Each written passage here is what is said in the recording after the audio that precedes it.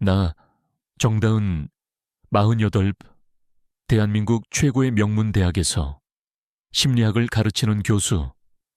나의 강의는 언제나 수강 신청이 가장 먼저 마감되었고, 나의 논문은 학계에서 늘 큰 반향을 일으켰다.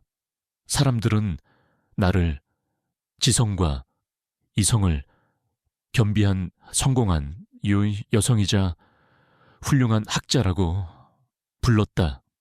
하지만 나의 또 다른 이름은 박상훈의 아내였다.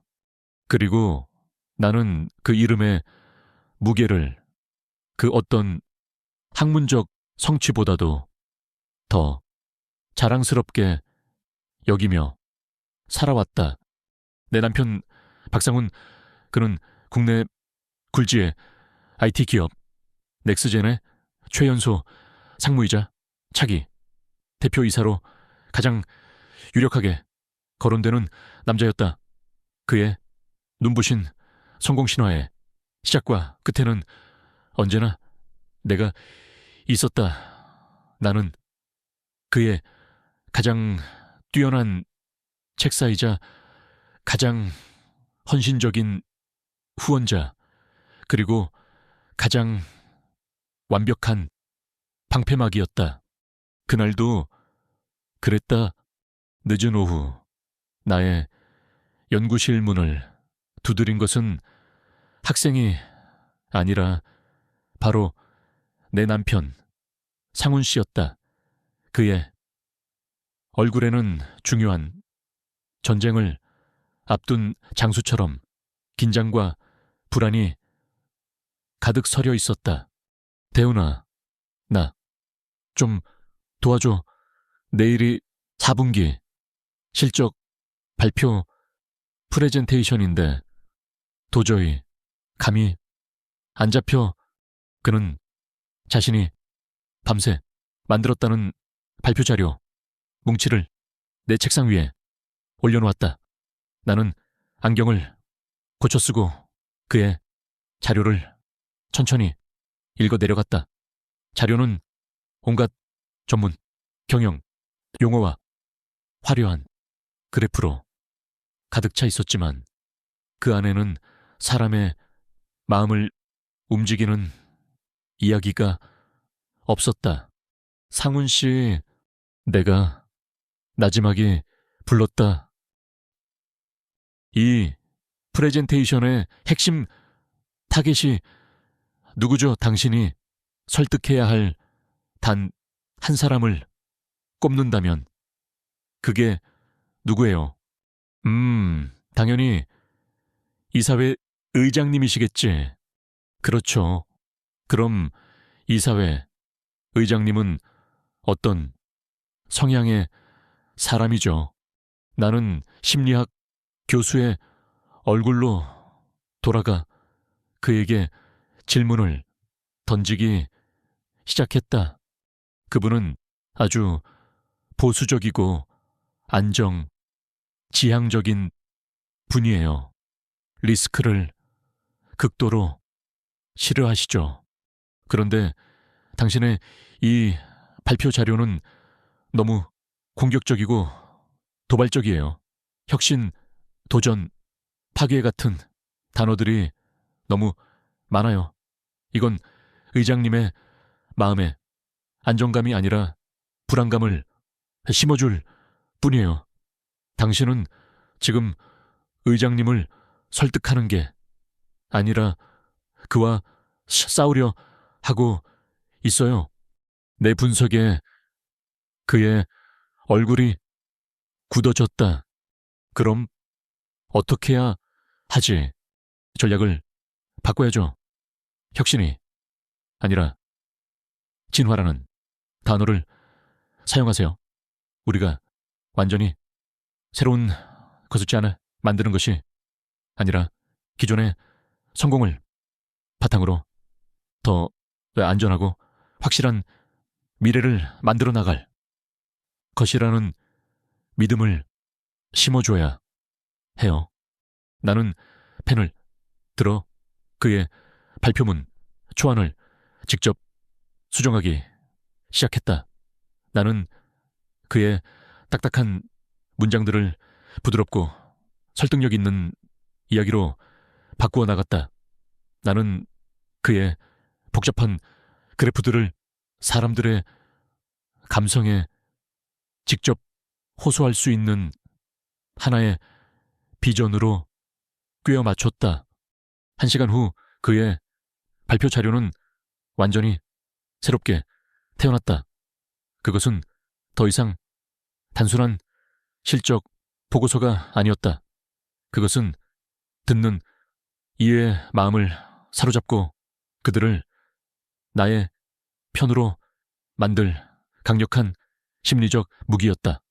그는 내가 수정한 발표문을 읽어보고는 감탄을 금치 못했다.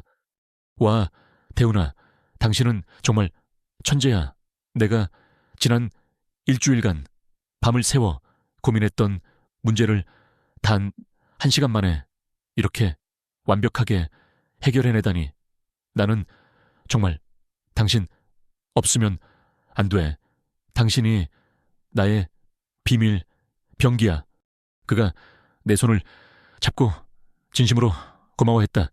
나는 그의 그 순수한 감탄과 의지의 기쁨을 느꼈다. 나는 나의 지혜가 그의 성공의 발판이 된다는 사실에 보람을 느꼈다. 이것이 내가 선택한 나의 역할이자 나의 행복이라고 나는 믿었다. 남편이 돌아간 후 나는 잠시 차를 마시며 숨을 고르고 있었다. 그때 연구실 문을 누군가 조심스럽게 노크했다. 들어오세요. 문이 열리고 들어온 것은 나의 수업을 듣는 4학년 민지라는 학생이었다.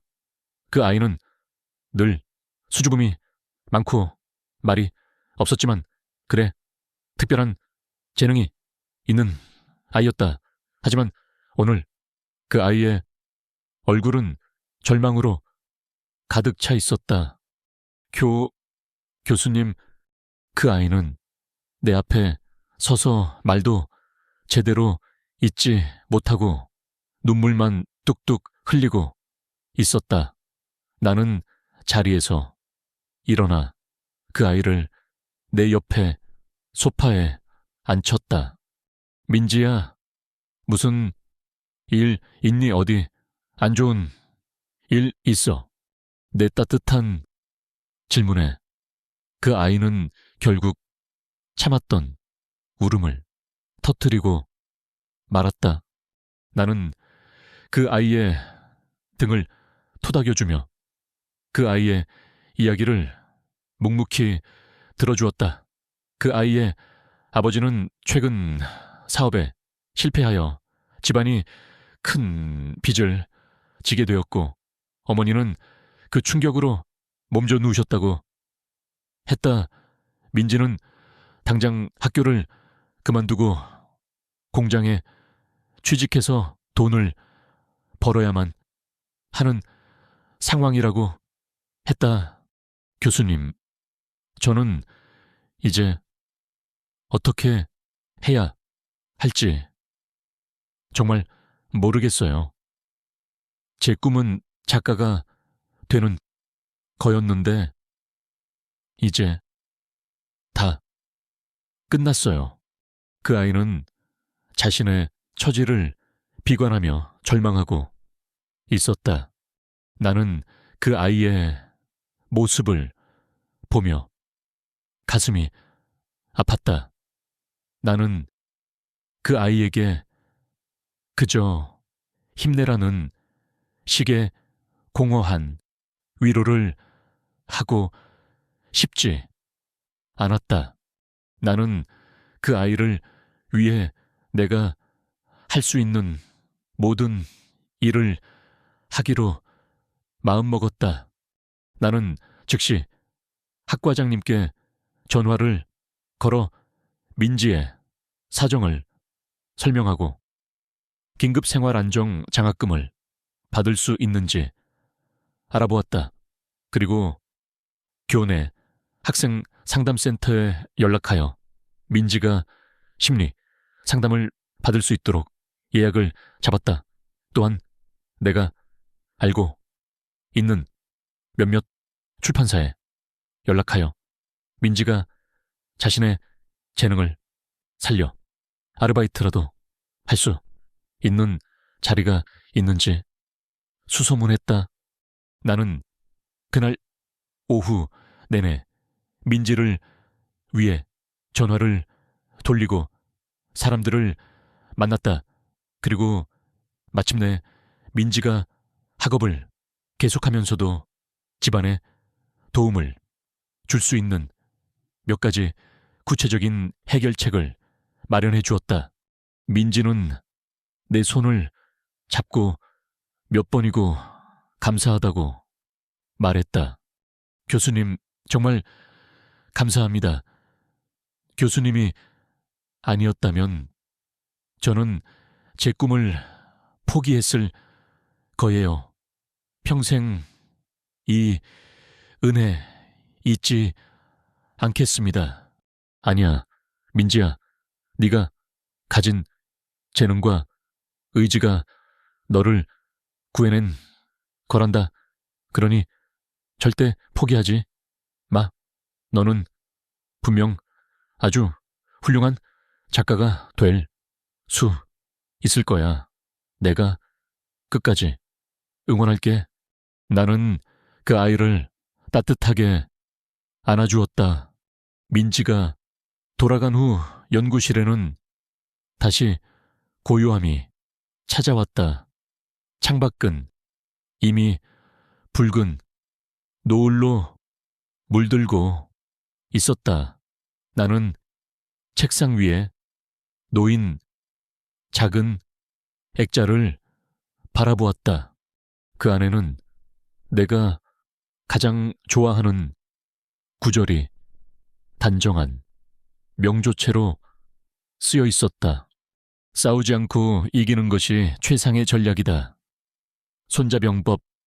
나는 이 말을 좋아했다. 나는 내 인생이 이 말과 같다고 생각했다.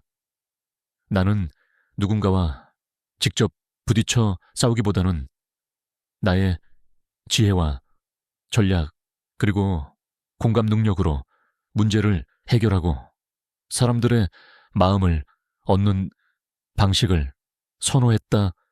나는 나의 남편을 최고의 자리에 올려놓았고 절망에 빠진 나의 제자를 구원했다.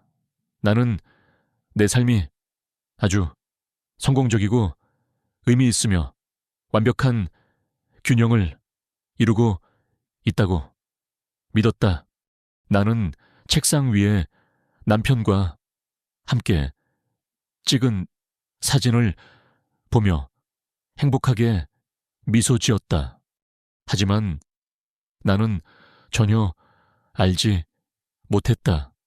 나의 그 완벽한 균형이 사실은 얼마나 위태로운 것이었는지를, 그리고 내가 가장 사랑하고 믿었던 그 남자가 지난 8년간 내 등 뒤에서 얼마나 끔찍한 배신의 칼을 갈고 있었는지를. 나의 평화로운 일상은 곧 시작될 거대한 전쟁의 전주곡에 불과했다. 그날 오후 내 연구실의 전화벨이 경쾌하게 울렸다. 수화기 너머로 남편 상훈 씨의 흥분으로 살짝 상기된 목소리가 들려왔다. 대훈아, 나야. 방금 결과 나왔어. 나 전무로 승진했어. 정말요? 어머나. 세상에, 정말 축하해요. 여보. 나는 자리에서 벌떡 일어났다. 그의 성공이 마치 나의 성공인 것처럼 가슴이 벅차올랐다. 이게 다 당신 덕분이야. 당신이 어제 봐준 그 프레젠테이션 덕분에 내가 이사회에서 완전히 날아다녔다니까. 의장님이 끝나고 나를 따로 부르시더니 박전무 앞으로 우리 회사를 잘 부탁하네 하고 직접 어깨를 두드려 주셨어. 대훈아, 당신은 정말 나의 최고의 행운이야. 그의 진심 어린 감사에 나는 세상을 다 가진 기분이었다. 나의 지혜가 그의 날개가 되어 그를 더 높은 곳으로 날아오르게 했다는 사실이 나를 터치비 체리도 없이 행복하게 만들었다. 오늘 저녁에 다들 축하 파티를 해준다고 하는데 나는 다 마다하고 바로 집으로 갈 거야. 오늘은 내 인생 최고의 날이니까 나의 1등 공신인 당신이랑 단둘이 오붓하게 보내고 싶어. 알았어요. 그럼 내가 아주 근사한 저녁 준비해 놓고 기다리고 있을게요. 조심해서 와요. 전화를 끊고 나는 한참 동안 기쁨에 젖어 있었다. 그리고는 문득 한 가지 좋은 생각이 떠올랐다. 그냥 기다리지 말고 내가 직접 회사로 찾아가서 깜짝 파티를 열어주는 거야. 동료들 앞에서 남편 기 한번 제대로 살려주는 거지. 나는 곧장 행동에 옮겼다. 나는 시내에서 가장 유명한 케이크 가게에 전화를 걸어 자랑스러운 나의 남편 박상훈 전무님의 승진을 축하합니다. 라는 문구가 새겨진 특별한 케이크를 주문했다. 그리고 최고급 샴페인과 꽃다발을 샀다. 그의 놀란 그리고 기뻐하는 얼굴을 상상하니 내 입가에 저절로 미소가 번졌다. 나는 완벽한 아내로서 그에게 완벽한 하루를 선물해주고 싶었다. 저녁 7시 나는 케이크와 샴페인을 들고 그의 회사가 있는 테헤란로의 초고층 빌딩 로비에 들어섰다. 그의 비서와는 이미 이야기가 다 되어 있었다. 나는 그의 사무실이 있는 40층 임원실로 향했다. 엘리베이터에서 내리자 텅 빈 복도의 고요함이 나를 맞았다. 대부분의 직원들은 이미 퇴근한 모양이었다. 나는 그의 사무실 쪽으로 걸어갔다. 그런데 그의 사무실 바로 옆 대회의실에서 여러 명의 목소리가 새어나오고 있었다.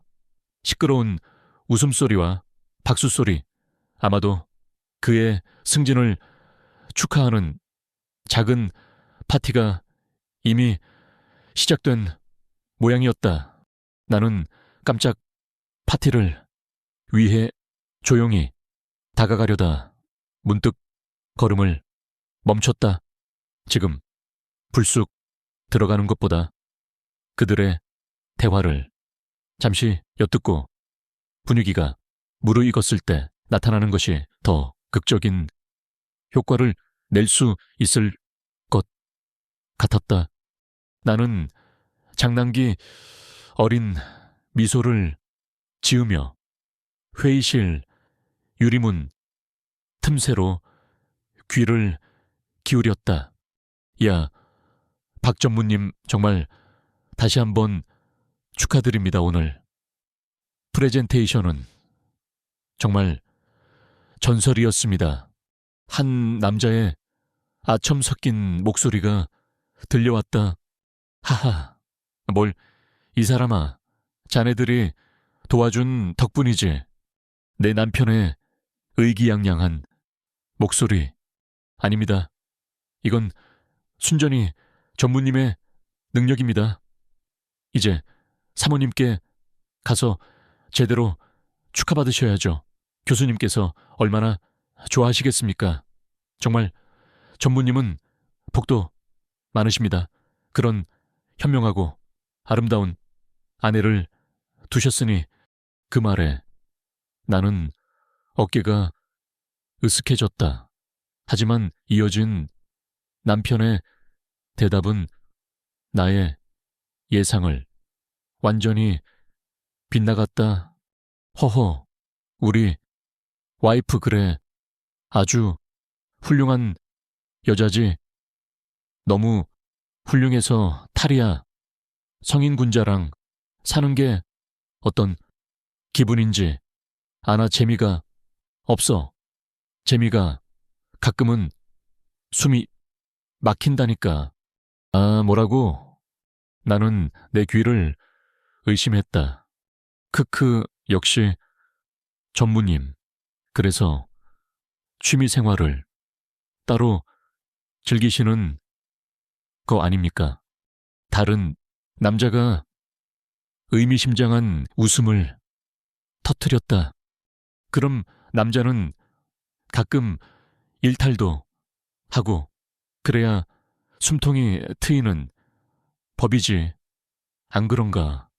남편의 목소리에는 더 이상 나에게 보여주던 자상함이 없었다. 그곳에는 내가 전혀 알지 못했던 저속하고 오만한 남자가 서 있었다. 그래서 그 최유진이라는 아가씨랑은 요즘 어떻습니까? 아직도 뜨겁습니까? 그 유진, 낯선 여자의 이름 내 심장이 차갑게 식어내리기 시작했다. 말도 마라. 요즘 아주 물이 올랐어.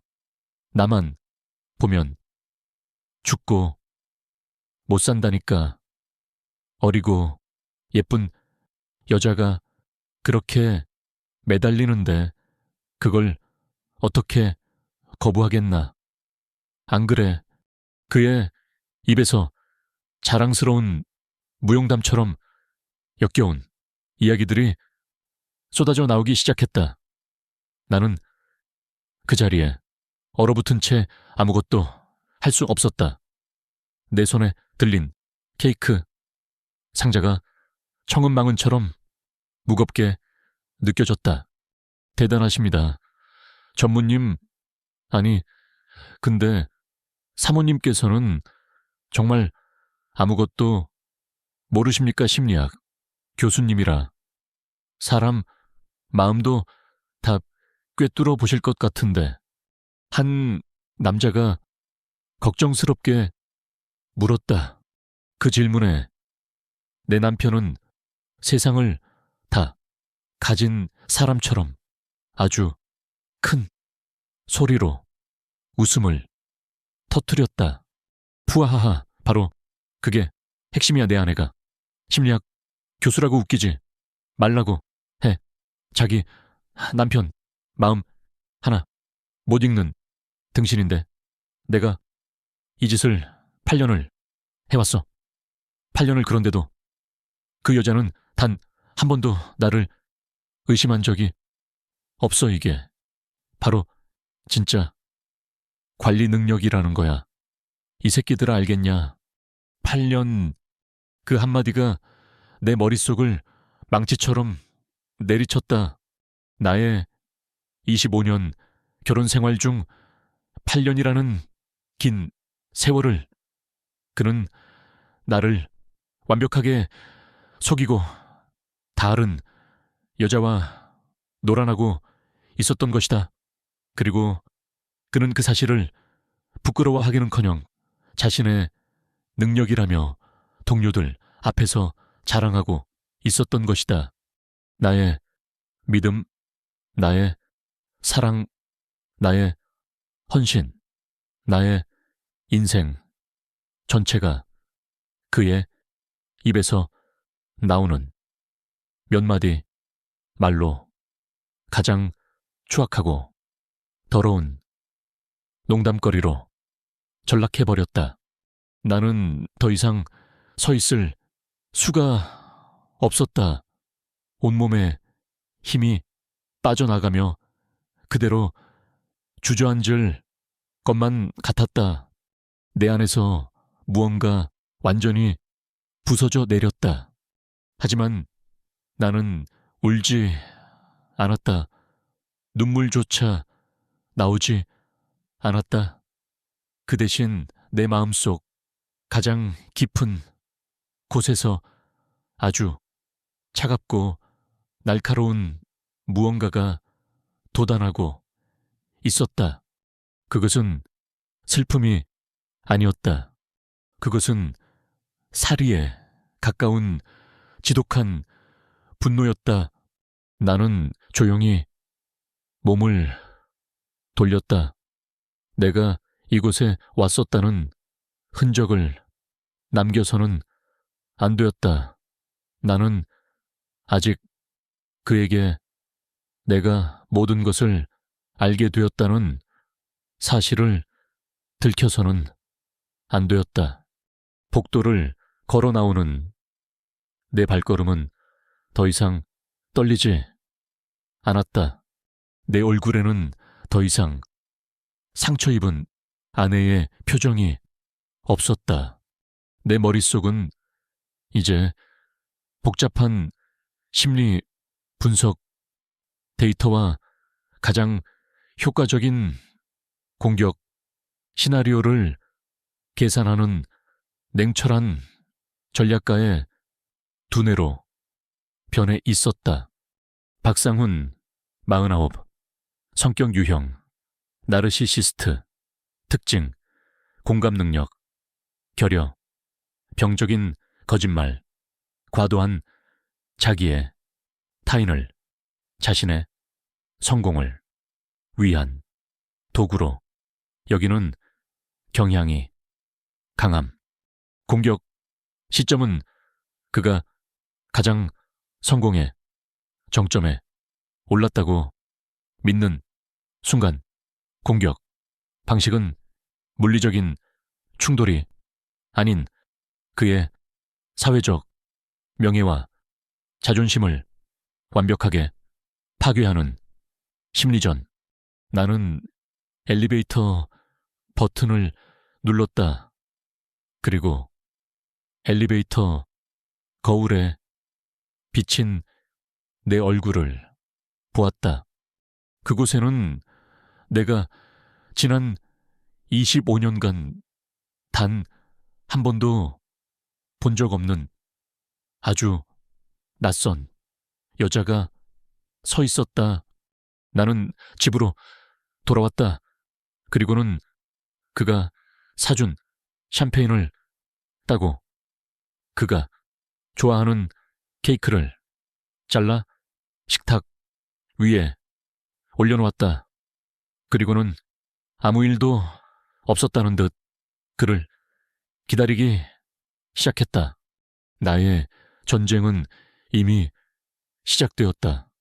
그리고 나는 내 책상 위에 놓인 액자의 그 문구를 떠올렸다. 싸우지 않고 이기는 것이 최상의 전략이다. 그래, 나는 싸우지 않을 것이다. 나는 그저 그가 스스로 무너져 내릴 완벽한 무대를 만들어줄 것이다. 그리고 그 무대의 마지막 관객은 바로 내가 될 것이다. 그날 밤 남편 박상우는 아주 늦게 집으로 돌아왔다.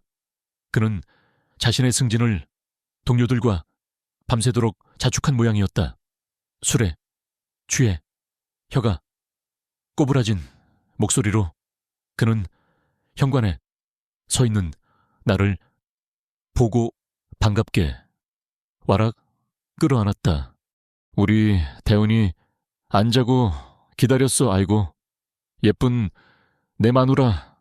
그의 몸에서는 값비싼 양주 냄새와 그리고 내가 알지 못하는 또 다른 여자의 흔적이 뒤섞여 풍겨왔다. 나는 속이 뒤집히는 것 같았지만 아무렇지 않은 척 그의 등을 토닥여 주었다. 네, 여보, 오늘 너무 멋진 날이잖아요. 당신 피곤할 텐데 어서 씻고 주무세요. 나는 완벽한 아내를 연기했다. 그는 나의 그 완벽한 연기에 감쪽같이 속아 넘어갔다. 그는 내가 자신의 추악한 비밀을 모두 엿들었다는 사실은 꿈에도 상상하지 못한 채 아이처럼 행복하게 잠이 들었다. 나는 그의 잠든 얼굴을 내려다보았다. 그리고 조용히 그의 서재로 향했다.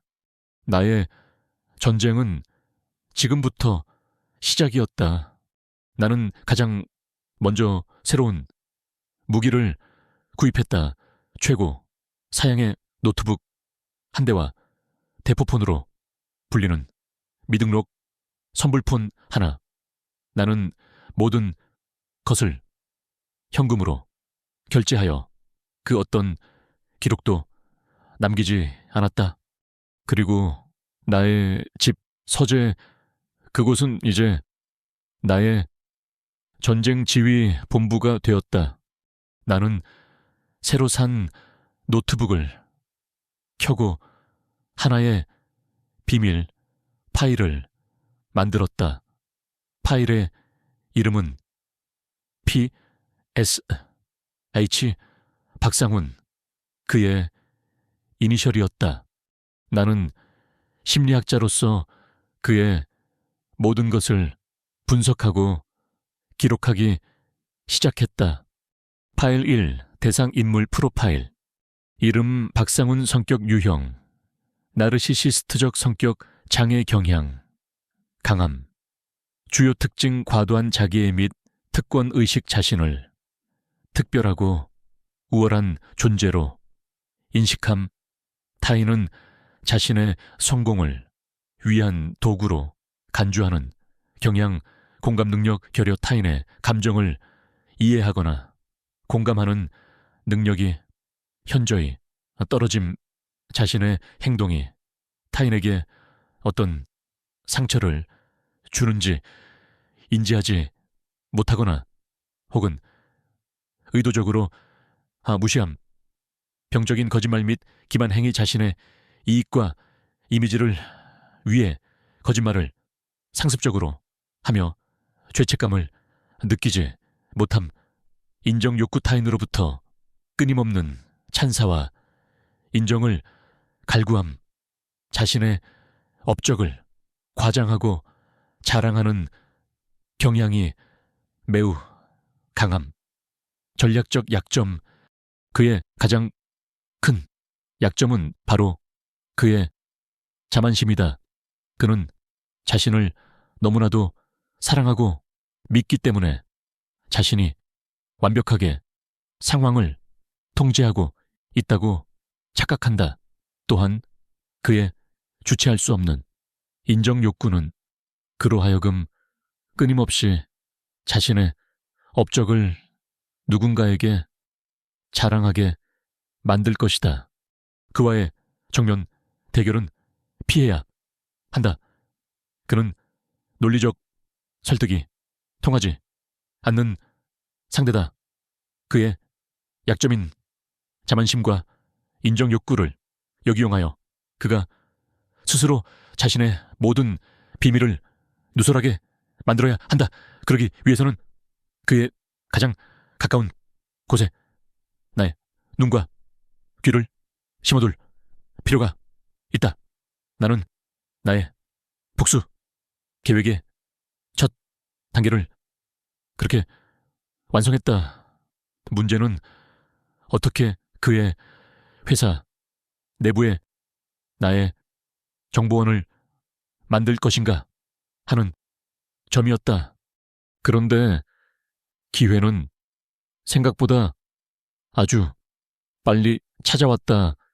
며칠 후 내 대학 연구실 이메일로 한 통의 낯선 메일이 도착했다. 발신자는 김민준이라는 이름의 젊은 남자였다. 제목 정다은 교수님께 조심스럽게 글을 올립니다. 교수님, 안녕하십니까? 저는 넥스젠 마케팅팀에서 근무하고 있는 신입사원 김민준이라고 합니다. 제가 이렇게 교수님께 메일을 드리는 것이 아주 큰 결례라는 것을 잘 알고 있습니다. 하지만 용기를 내어 이렇게 펜을, 아니 키보드를 듭니다. 저는 대학 시절 교수님의 인간 심리의 이해라는 강의를 들으며 큰 감명을 받았습니다. 교수님은 저의 롤모델이셨습니다. 그런데 최근 저는 저희 회사에서 박상훈 전무님과 그의 동료분들이 교수님에 대해 나누는 이야기를 우연히 엿듣게 되었습니다. 차마 제 입으로 옮기기에도 민망한 말들이었습니다. 저는 그들이 어떻게 한 인간으로서 다른 인간에게 그토록 무례하고 모욕적인 말을 할 수 있는지 이해할 수 없었습니다. 특히 박 전무님은 자신의 아내이신 교수님을 마치 자신의 전리품처럼 여기며 자랑하고 조롱하고 있었습니다. 교수님, 만약 저의 이 행동이 오지랖이라면 너그럽게 용서하시고 이 메일을 지워주십시오. 하지만 만약 교수님께서 언젠가 진실을 위해 패싸우셔야 할 때가 온다면, 그리고 그 싸움에서 회사 내부의 작은 목소리라도 필요하시다면 부디 저를 기억해 주십시오. 저는 기꺼이 교수님의 편에서 제가 보고 들은 모든 것을 증언할 용의가 있습니다. 그럼 안녕히 계십시오. 김민준 올림. 나는 그 메일을 몇 번이고 다시 읽었다. 내 심장이 세차게 뛰기 시작했다. 이것은 하늘이 나에게 준 기회였다. 나는 그의 메일에서 단순한 동정심이 아니라 불의를 참지 못하는 젊은이의 건강한 분노와 정의감을 읽었다. 나는 그를 믿어보기로 했다. 나는 내가 따로 사용하는 보안 메신저 아이디를 그에게 답장으로 보냈다. 오늘 밤 10시에 이곳에서 이야기합시다. 그날 밤 10시 우리는 서로의 얼굴도 모르는 채 익명의 공간에서 처음으로 대화를 시작했다. 정다은, 김민준 씨, 나 정다은입니다. 김민준 교수님, 정말 교수님 맞으십니까? 정다은, 네, 맞습니다. 먼저 용기 내어 메일을 보내준 것에 대해 깊이 감사합니다. 김민준 아닙니다. 교수님, 제가 한 일은 아무것도 정다은 아니오. 당신은 아주 큰 용기를 냈습니다. 그리고 나는 당신의 그 용기에 도움을 청하고 싶습니다. 나를 도와줄 수 있겠습니까? 나는 그에게 나의 상황을 아주 간단하게 설명했다. 남편의 외도, 사실과 그의 기만적인 행동들에 대해서 김민준, 정말 쓰레기 같은 인간이군요. 제가 뭘 도우면 되겠습니까? 그의 컴퓨터라도 해킹할까요? 아니면 그가 그 여자와 만나는 현장을 미행이라도 할까요? 그의 순수한 의욕에 나는 미소를 지었다. 정다은, 아니요. 그런 위험한 일은 할 필요 없습니다. 당신이 해야 할 일은 아주 간단합니다. 김민준, 그게 무엇입니까? 정다은, 그의 가장 친한 친구가 되어주세요. 내 말에 그는 의아해했다. 정다은 박상훈이라는 인간은 나르시시스트입니다. 그의 가장 큰 약점은 바로 그의 주체할 수 없는 자랑에 대한 욕구입니다. 그는 자신의 업적을 들어주고 감탄해줄 청중이 필요합니다. 당신이 바로 그 청중이 되어주세요. 김민준, 제가 어떻게 정다운 그를 칭찬하고 존경하는 척 하세요. 그에게 아첨하고 그의 말에 감탄하세요. 그리고 그의 자랑을 유도하는 질문을 던지세요. 예를 들면, 전무님은 어떻게 그렇게 오랫동안 사모님을 완벽하게 속이실 수 있었습니까? 정말 대단하십니다. 그 최유진이라는 여자는 어떤 매력이 있길래 전무님께서 그렇게까지 헌신하시는 겁니까? 와 같은 질문들 말입니다. 정다운 그의 자만심을 부추기면 그의 경계심은 허물어질 겁니다. 그는 당신 앞에서 자신의 모든 비밀을 술술 풀게 될 거예요. 그리고 당신은 그 모든 것을 녹음하면 됩니다. 당신의 휴대폰 녹음 기능 하나면 충분합니다. 회식 자리나 술자리에서 테이블 위에 자연스럽게 올려두기만 하세요. 그는 자신의 자랑에 빠져 결코 눈치채지 못할 겁니다. 나는 심리학자로서 그의 모든 것을 분석하고 그를 무너뜨릴 가장 효과적인 전략을 제시했다. 김민준 씨는 잠시 망설이는 듯했지만 이내 나의 계획에 동의했다.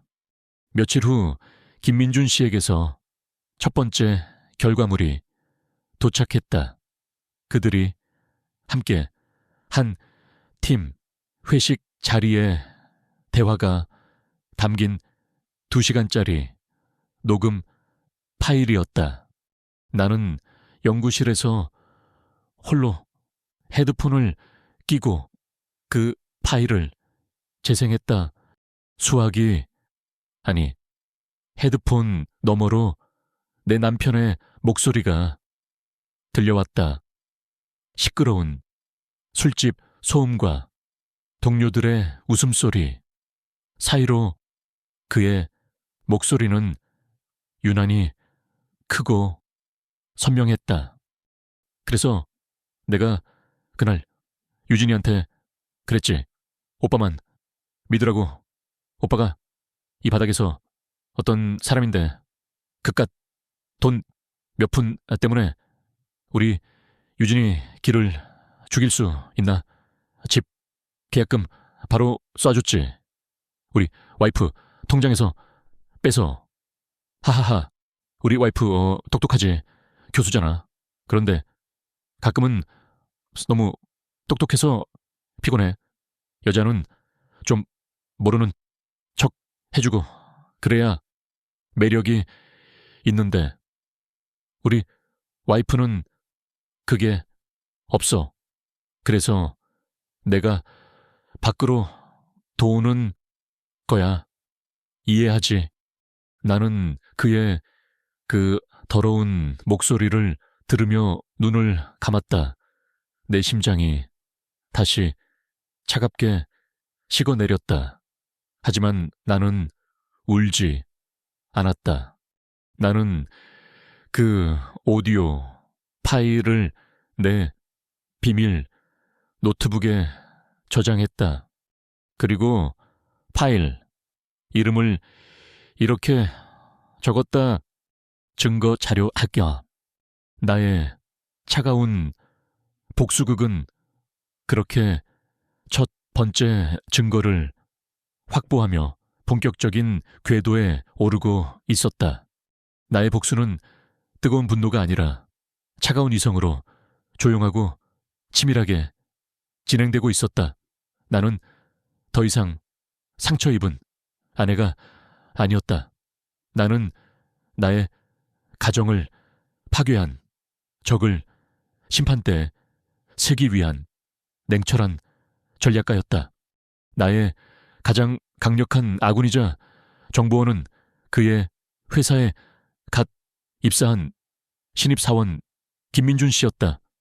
그는 나의 지시에 따라 아주 영리하고 용감하게 움직여 주었다. 그는 박상훈의 가장 신임받는 부하이자 가장 충실한 팬을 완벽하게 연기했다. 전무님, 정말 존경스럽습니다. 어떻게 그런 생각을 다 하십니까? 그는 회식 자리에서 술을 따르며 박상훈의 자만심을 한껏 부추겼다. 박상훈은 그의 그 순진한 감탄에 아주 만족하며 기분이 좋아져서는 술술 자신의 업적을 늘어놓기 시작했다. 김민준 씨는 그 모든 대화를 자신의 휴대폰에 담아 매일 밤 내게 전송했다. 나는 그가 보내온 증거들을 차곡차곡 나의 비밀 노트북에 저장했다. 증거자료 02 음성 파일. 하하하, 우리 유진이 걔 아주 물건이야. 어리고 예쁜데 생활력까지 강하다니까 내가 사업 자금 좀 대줬더니 아주 기가 막히게 쇼핑몰을 운영하잖아. 가끔 그 애 오피스텔에 가면 아주 여기가 천국인가 싶다니까. 우리 와이프 어유 말도 마라. 집에서는 무슨 도서관 사서처럼 책만 읽고 앉아있는데 무슨 저 재미가 있겠냐? 증거자료 03 사진 파일. 김민준 씨가 몰래 찍어보낸 박상훈의 책상 위 사진.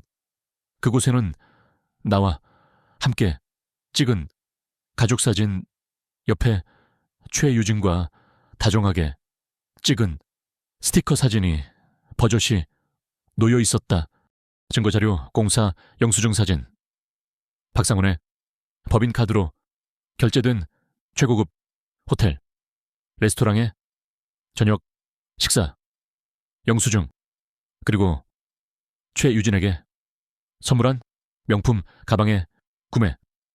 영수증, 그는 회사 돈으로 자신의 정보에게 조공을 바치고 있었다. 증거는 차고 넘쳤다. 나는 그 증거들을 보며 더 이상 눈물 흘리지 않았다. 내 마음은 이미 모든 감정이 사라진 차가운 불모지가 되어버렸다. 나는 오직 단 하나의 목표만을 생각했다.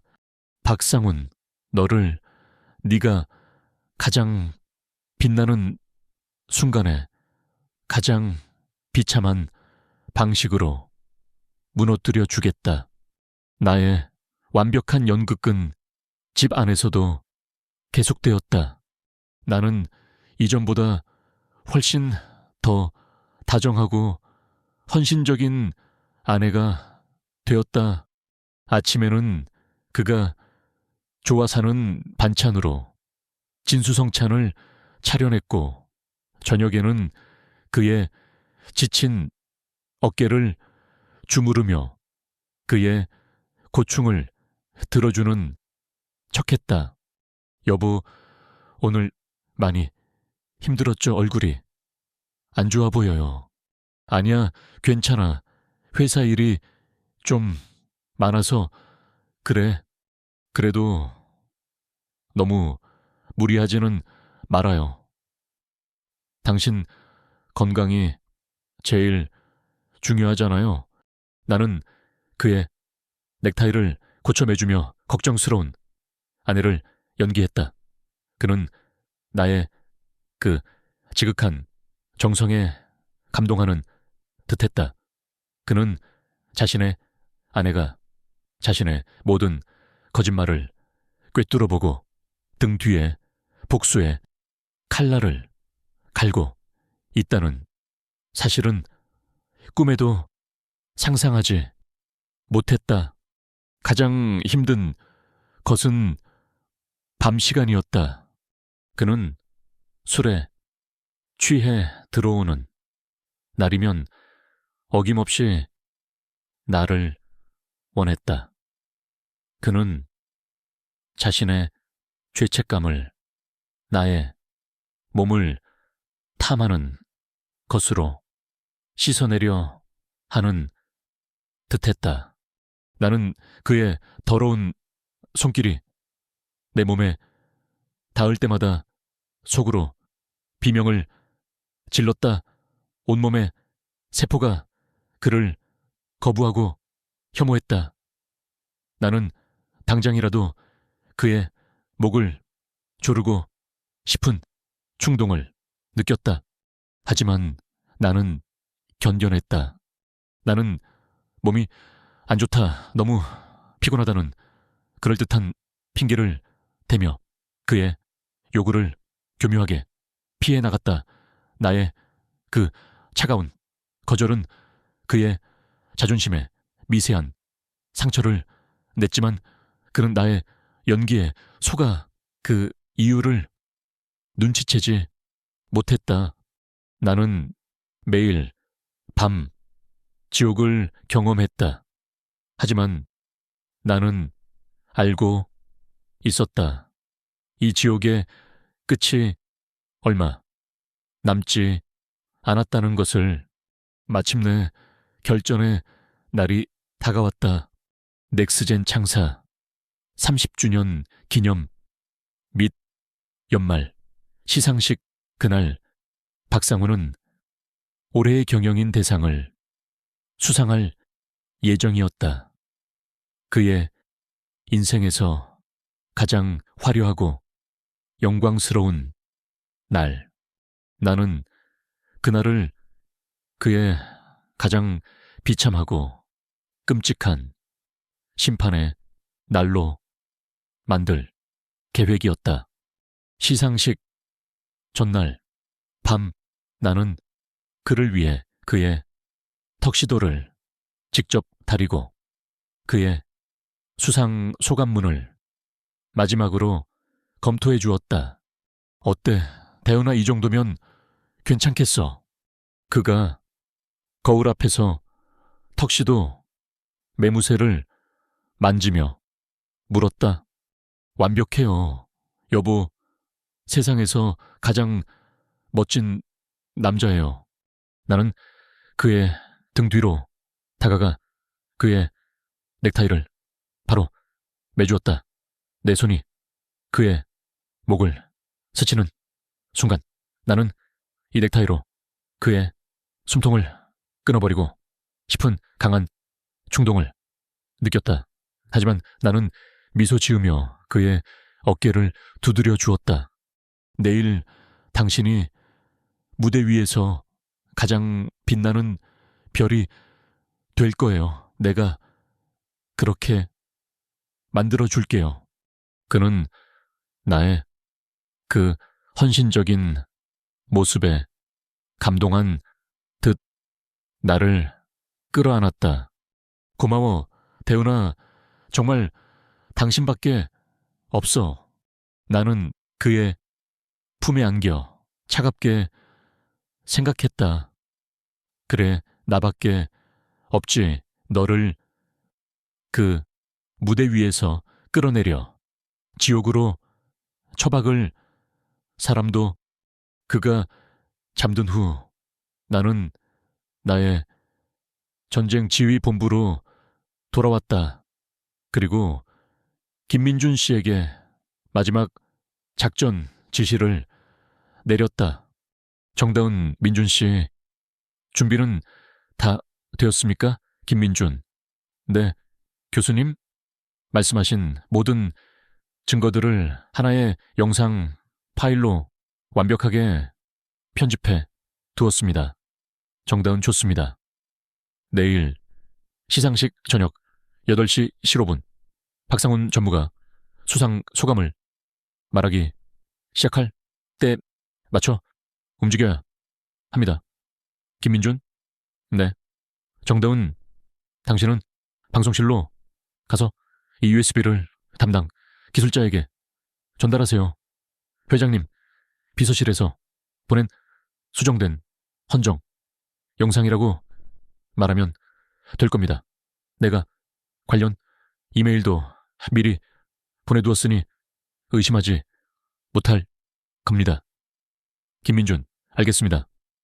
하지만 정말 괜찮으시겠습니까? 교수님, 정다운 걱정하지 말아요. 이것이 최선입니다. 그리고 민준 씨, 고맙습니다. 당신의 용기를 평생 잊지 않겠습니다. 나는 그와의 마지막 통신을 마쳤다. 나는 책상 위에 놓인 액자를 바라보았다. 싸우지 않고 이기는 것이 최상의 전략이다. 나는 지난 몇 달간 이 한 문장을 수없이 되뇌었다. 나는 그와 싸우지 않았다. 나는 그저 그가 스스로 파멸할 완벽한 무대를 만들었을 뿐이다.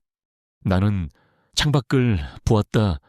도시의 불빛들이 별처럼 빛나고 있었다.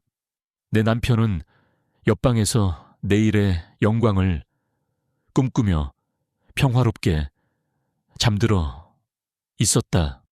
나는 잠들지 않았다.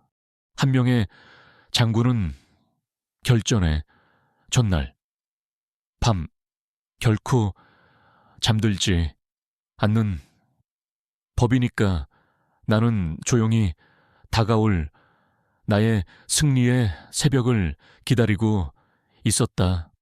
그날 밤 넥스젠 창사 30주년 기념 및 연말 시상식이 열리는 호텔 그랜드 볼룸은 그야말로 별들의 전쟁터였다.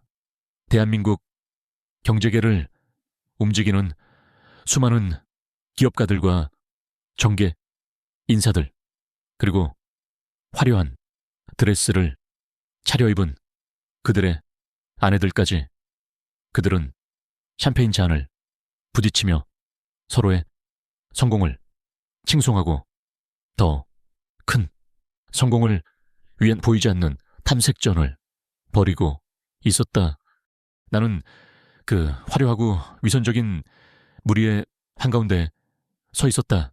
내 남편 박상훈의 팔짱을 낀 채 나는 오늘 그를 위에 가장 아름다운 드레스를 입었고 가장 우아한 미소를 지었다. 나는 성공한 남편을 둔 지적이고 아름다운 현모양처의 역할을 완벽하게 소화해내고 있었다. 사람들은 우리 부부를 부러움과 질투가 섞인 시선으로 쳐다보았다. 박 전무님, 정말 대단하십니다. 이번 4분기 실적 신기록을 쓰셨다고요. 역시 넥스젠의 차세대 리더답습니다. 사모님은 갈수록 더 아름다워지시는 것 같습니다. 박 전무님의 성공 비결이 바로 사모님의 이런 완벽한 내조 덕분 아니겠습니까? 나는 그들의 그 공허한 칭찬을 들으며 속으로 웃었다. 그래, 마음껏 즐겨둬라. 오늘이 내 인생에서 가장 빛나는 마지막 날이 될 테니 마침내 시상식의 하이라이트인 올해의 경영인 대상 시상 순서가 되었다. 2025년 넥스젠 올해의 경영인 대상 수상자는 마케팅 혁신을 통해 전례 없는 성공을 이끌어낸 박상훈 전무님입니다. 큰 박수 부탁드립니다. 장내에 우레와 같은 박수 소리가 울려 퍼졌다. 남편은 감격에 젖은 표정으로 자리에서 일어나 무대 위로 올라갔다. 스포트라이트가 그의 온몸을 비추고 있었다. 그는 자신의 인생 최고의 순간을 만끽하고 있었다. 그는 회장님께 트로피를 건네받고 마이크 앞에 섰다. 그리고는 아주 감동적인 수상 소감을 늘어놓기 시작했다. 그는 먼저 회장님과 이사회에 감사를 표했다. 그리고 자신을 믿고 따라준 동료들과 직원들에게 공을 돌렸다. 그의 연설은 겸손했고 감동적이었으며 완벽했다. 내가 직접 수정해준 바로 그 연설문이었다. 그리고 그는 연설의 마지막에 나를 향해 시선을 돌렸다. 하지만 이 모든 영광을 제가 정말로 바치고 싶은 단 한 사람이 있습니다. 그가 나를 향해 손을 뻗었다. 바로 저의 아내, 저의 동반자, 저의 영원한 버팀목 정다은 교수입니다. 여보, 잠시 일어나 줄 수 있겠소? 모든 하객들의 시선이 내게로 쏠렸다. 나는 어쩔 수 없이 자리에서 일어났다.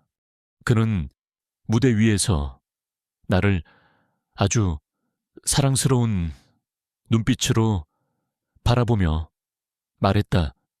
그의 눈에는 연기처럼 보일 정도로 완벽한 눈물까지 그렁그렁 맺혀 있었다.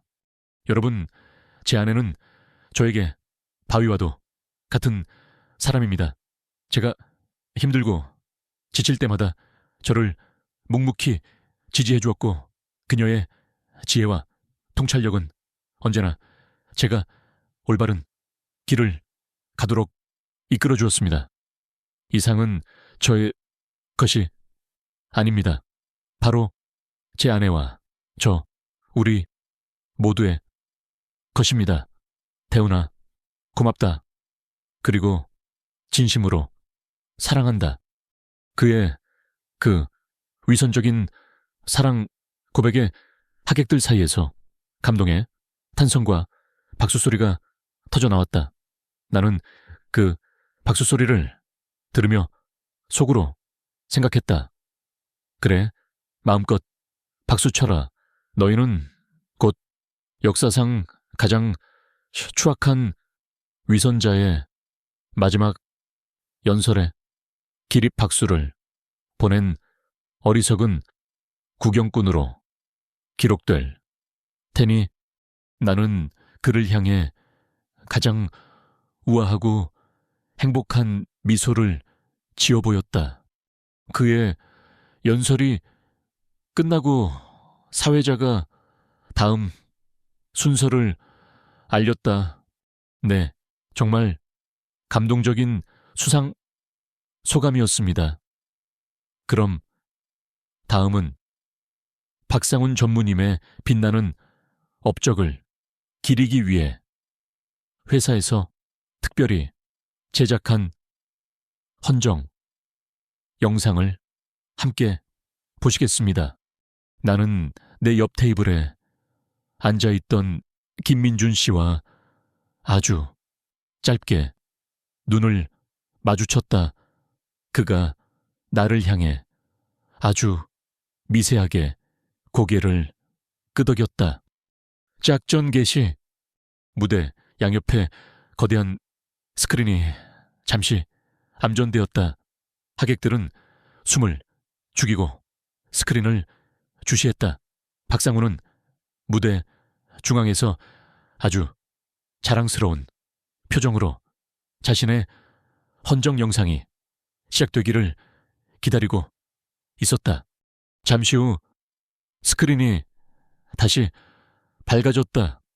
하지만 스크린에 나타난 것은 그의 화려한 업적을 칭송하는 영상이 아니었다. 화면은 칠흑처럼 어두웠다. 그리고 장내의 스피커를 통해 아주 익숙한 목소리가 흘러나오기 시작했다. 바로 내 남편 박상훈의 목소리였다. 음성 파일 전시용기일 재생. 푸하하, 바로 그게 핵심이야. 내 아내가 심리학 교수라고 웃기지 말라고 해. 자기 남편 마음 하나 못 읽는 등신인데 내가 이 짓을 8년을 해봤어. 8년을. 그런데도 그 여자는 단 한 번도 나를 의심한 적이 없어. 이게 바로 진짜 관리 능력이라는 거야. 이 새끼들아, 알겠냐? 그의 그 저속하고 오만한 목소리가 고요한 연회장 전체에 울려 퍼졌다. 웅성 하객들이 술렁이기 시작했다. 이게 무슨 소리야? 방송 사고인가? 하는 당황스러운 목소리들이 여기저기서 터져 나왔다. 무대 위에 박상훈의 얼굴에서 미소가 사라졌다. 그의 얼굴이 하얗게 굳어갔다. 영상은 계속되었다. 자료 종이 금융거래 내역 화면에는 박상훈, 최유진 5천만 원, 호텔 숙박비, 박상훈 법인카드, 555 명품관 1200만 원, 여성용 가방이라고 적힌 수많은 영수증과 카드, 명세서들이 마치 기업의 분기, 실적 보고서처럼 깔끔하게 정리되어 나타났다. 영상 파일 G03 비밀 영상. 마지막으로 화면에는 김민준 씨가 몰래 촬영한 영상이 나타났다. 술집에서 최유진이라는 젊은 여자와 진한 스킨십을 나누는 박상훈의 모습, 그리고 그가 술에 취해 우리 회장, 그 늙은이 이제 한물 갔어. 5년 안에 내가 저 자리 꿰찰 거야 라고 말하며 회사의 회장을 모욕하는 모습까지 모든 것이 만천에 공개되었다. 연 회장은 이제 완전한 충격과 경악에 빠졌다. 사람들은 숨을 죽인 채 스크린과 무대 위에 박상훈을 번갈아 쳐다보았다. 가장 앞자리에 앉아있던 회장님의 얼굴은 분노로 시뻘겋게 달아올라 있었다. 무대 위에 박상훈, 그는 완전히 무너져 내리고 있었다. 그는 믿을 수 없다는 표정으로 스크린을 쳐다보다가 이내 다리에 힘이 풀린 듯 그 자리에 주저앉고 말았다. 그의 인생 최고의 순간은 그렇게 그의 인생 최악의 순간으로 변해버렸다. 영상은 마침내 끝이 났다. 스크린은 다시 검게 변했다. 그리고 그 위로 하얀색 명조체 글씨 하나가 떠올랐다. 싸우지 않고 이기는 것이 최상의 전략이다. 손자병법. 나는 그 문장을 끝으로 조용히 자리에서 일어났다. 그리고는 아수라장이 된 연 회장을 등지고 홀로 출구를 향해 걸어갔다. 사람들은 약속이라도 한 듯 나를 위해 길을 터주었다. 나는 단 한 번도 뒤를 돌아보지 않았다. 연 회장 문이 닫히는 순간 안에서 터져 나오는 고함과 비명 소리가 희미하게 들려왔다. 나는 고요한 복도에 홀로 섰다. 나의 전쟁은 끝났다. 그리고 나는 완벽하게 승리했다. 연 회장의 육중한 문이 내 등 뒤에서 닫히는 순간 안에서 터져 나오던 모든 소음이 거짓말처럼 멀어졌다. 나는 고요한 호텔 복도에 홀로 섰다. 내 귀에는 오직 내 자신의 높은 하이힐 또각거리는 소리만이 규칙적으로 울려 퍼지고 있었다. 나는 조금도 서두르지 않았다. 나는 마치 오페라 공연을 마친 프리마돈나처럼 우아하고 당당하게 로비를 가로질러 걸어갔다. 주변의 사람들이 나를 흘깃거리며 수군대는 시선이 느껴졌지만 나는 그 어떤 것에도 아랑곳하지 않았다. 호텔 정문 앞에 서자 차가운 방공기가 내 얼굴을 스쳤다. 그제야 나는 내가 살아있음을 느꼈다. 내 손에 또 들린 휴대폰이 미친 듯이 울리기 시작했다.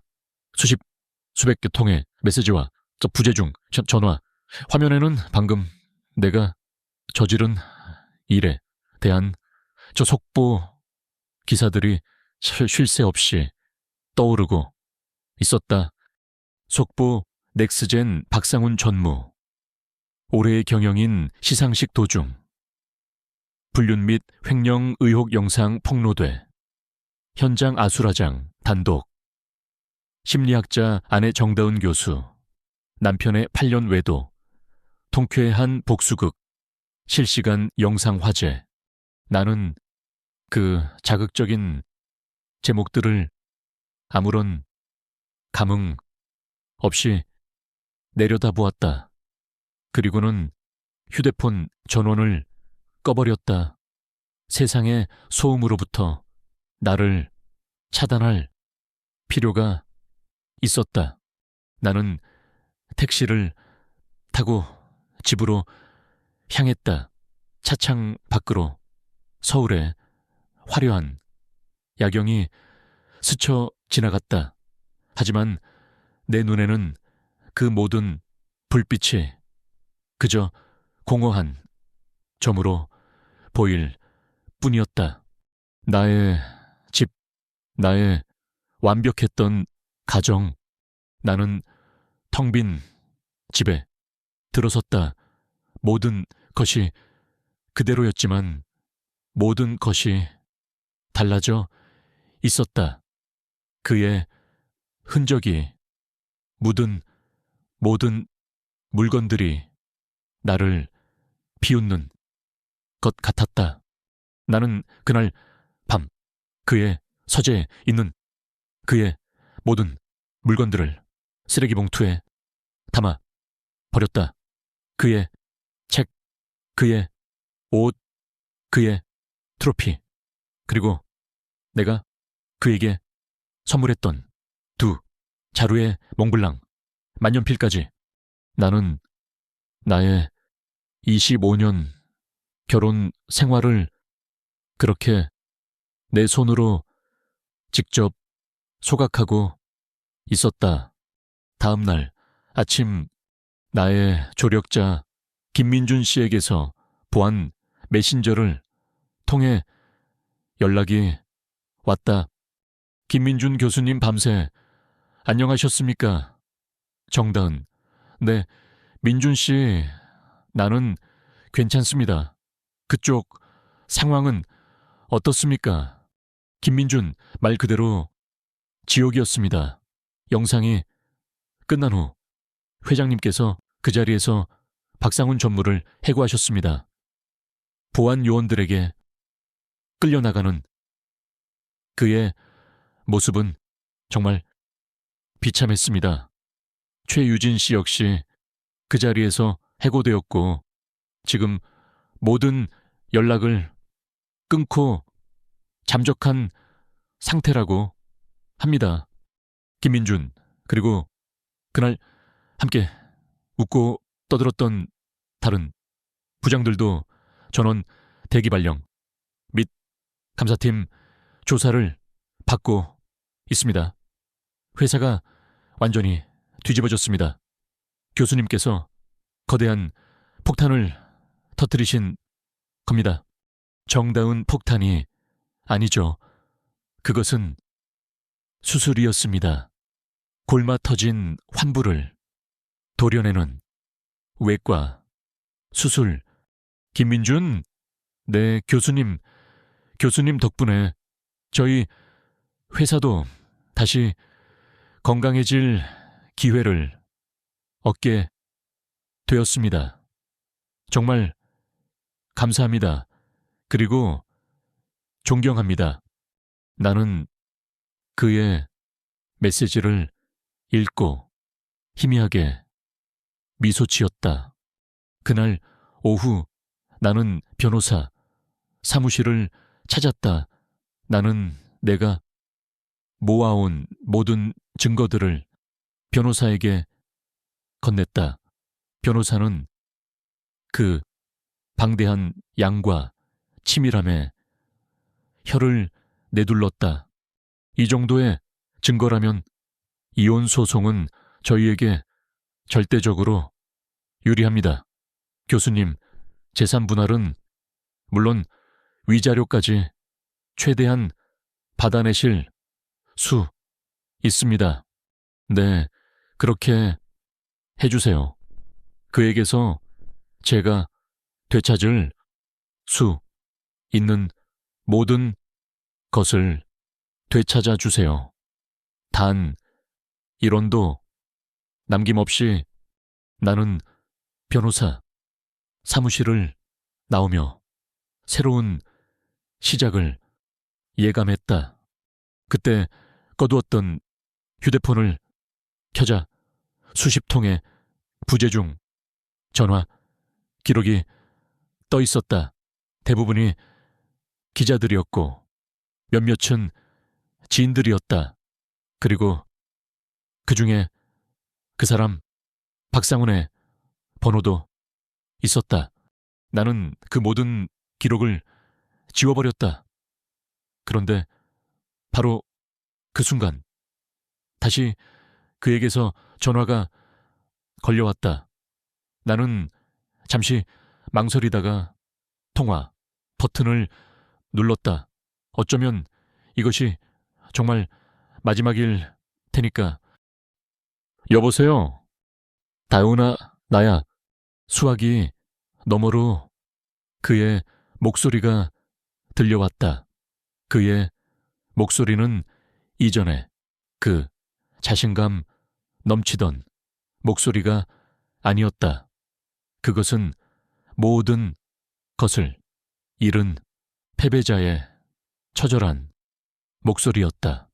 어떻게 나한테 이럴 수가 있어. 우리가 함께한 세월이 있는데 제발 태훈아 만나서 이야기 좀 해. 내가 다 설명할게. 이건 오해야. 나는 그의 그 비굴한 변명을 듣고 있다가 아무 말 없이 전화를 끊어버렸다. 더 이상 들을 가치가 없었다. 사건이 있고 일주일 후 나의 이야기는 세상의 모든 언론과 미디어를 장식했다. 나는 하루아침에 남편에게 통쾌한 복수를 한 강인한 여성의 아이콘이 되어 있었다. 내게 수많은 제안이 들어오기 시작했다. 나의 이야기를 책으로 내자는 출판사에 제안, 기업의 윤리 문제에 대해 자문을 해달라는 로펌의 제안, 그리고 대학에서 리더십과 조직 심리에 대한 특별 강연을 해달라는 요청까지. 나는 그 모든 제안들을 검토하며 내가 앞으로 가야 할 길을 생각했다. 나는 더 이상 누군가의 아내로 살지 않을 것이다. 나는 다시 정대훈 교수로 그리고 작가 정대훈으로 살아갈 것이다.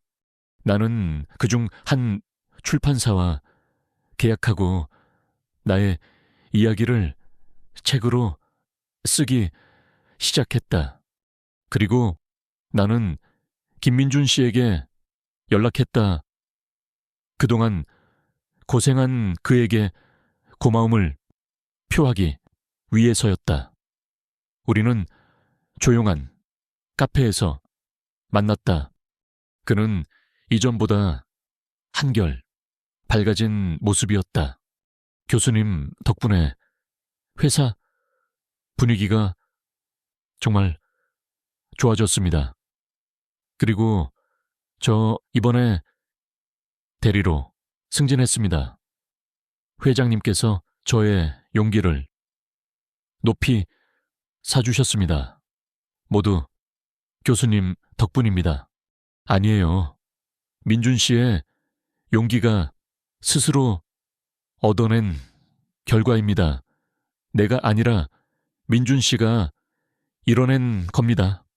우리는 서로를 보며 따뜻하게 웃었다. 교수님, 앞으로 어떤 계획을 가지고 계십니까? 글쎄요. 우선 책을 한 권 쓸 생각입니다. 그리고 기회가 된다면 기업들을 상대로 조직 내의 심리적 문제와 윤리에 대한 컨설팅도 해볼까 합니다. 정말 멋지십니다. 교수님이라면 분명 잘 해내실 겁니다. 나는 그와의 만남을 통해 새로운 용기를 얻었다. 나는 혼자가 아니었다. 세상에는 김민준 씨처럼 불의에 맞서는 선량하고 용기 있는 사람들이 존재했다.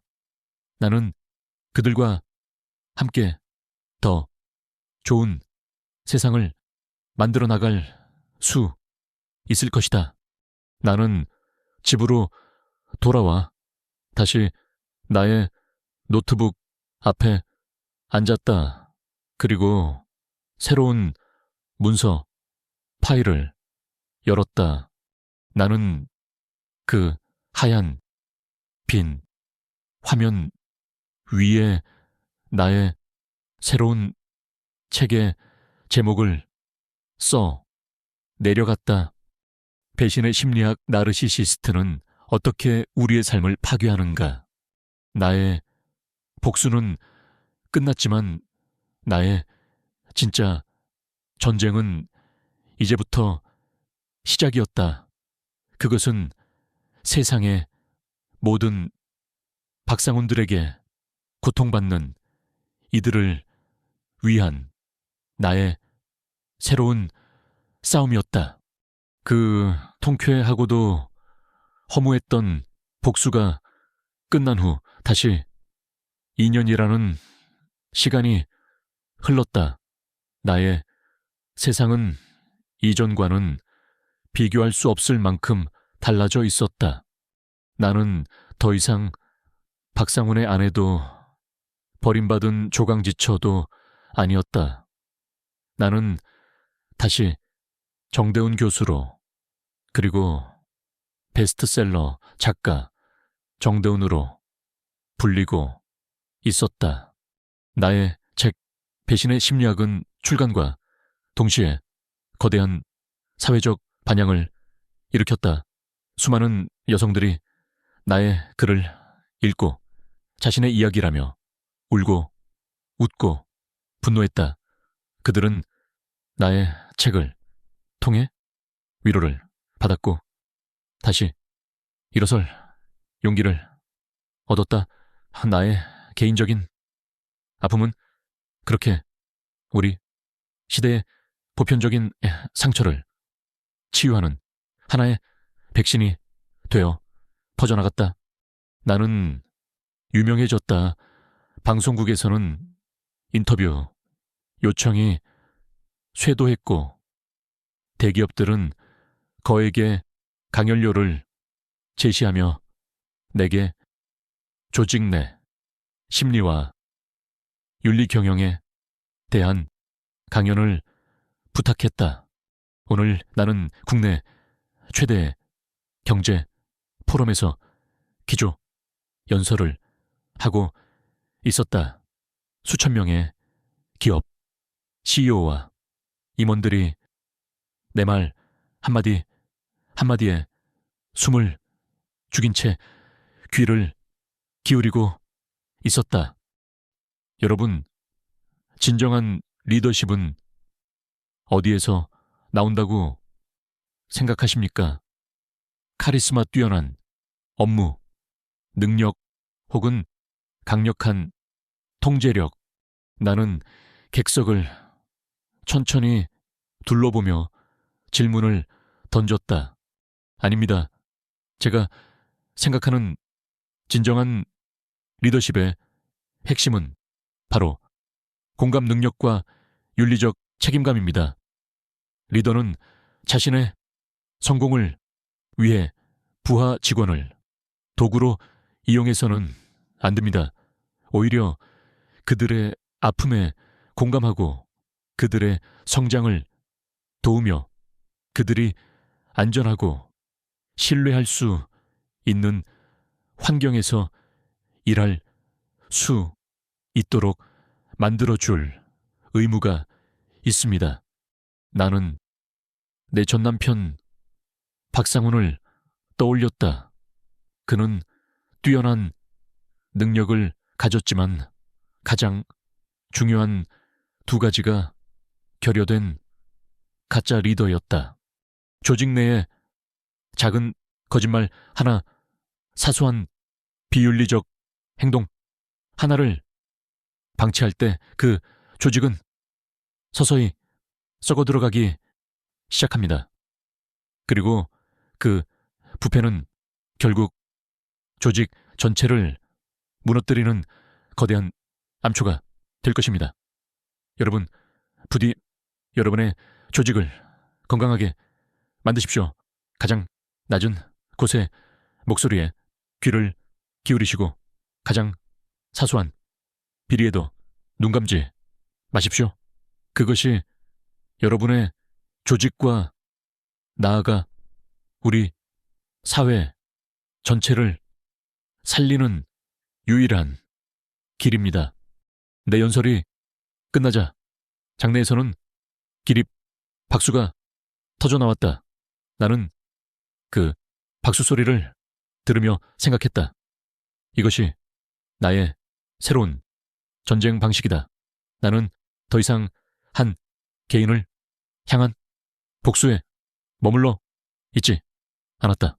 나는 이 사회에 만연한 수많은 박상훈들을 향해 그리고 그들의 폭력에 침묵하는 거대한 시스템을 향해 나의 지식과 경험을 무기 삼아 싸우고 있었다. 나의 또 다른 전쟁터는 나의 대학 연구실 옆에 새로 마련된 작은 상담 센터였다. 망파의 상담소. 내가 나의 책, 인쇄, 수입 전부를 기부하여 만든 곳이었다. 이곳은 직장 내 갑질, 가스라이팅, 그리고 심리적 학대로 고통받는 사람들을 위한 무료 심리 상담 및 법률 자문 센터였다. 나는 그곳에서 한 젊은 여성과 마주 앉아 있었다.